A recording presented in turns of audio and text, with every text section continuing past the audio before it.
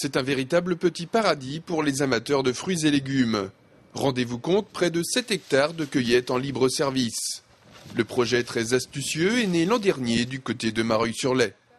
On propose toute une gamme de produits qui part de la fraise au printemps et en ce moment nous avons du radis, des épinards, des courgettes, des tomates, des concombres, nous avons aussi des nectarines et pêches à cueillir en ce moment.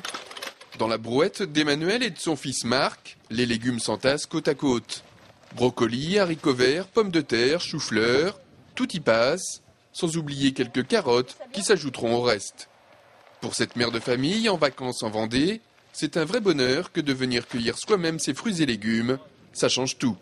On a l'impression qu'on le cueille dans son propre jardin. Alors c'est fantastique parce qu'on n'a rien fait. Et là, on cueille simplement ce que d'autres personnes ont fait. Et c'est merveilleux. Et en plein air en plus. En plein air, là il fait beau, on fait un peu de sport parce que la brouette est lourde quand même. Donc voilà. Même plaisir pour Christian, lui aussi en vacances. Et c'est déjà la 3e fois qu'il revient sur la cueillette. Aujourd'hui, il a commencé par les fraises, puis les tomates. On trouve vraiment tout le choix qu'on attend dans un verger.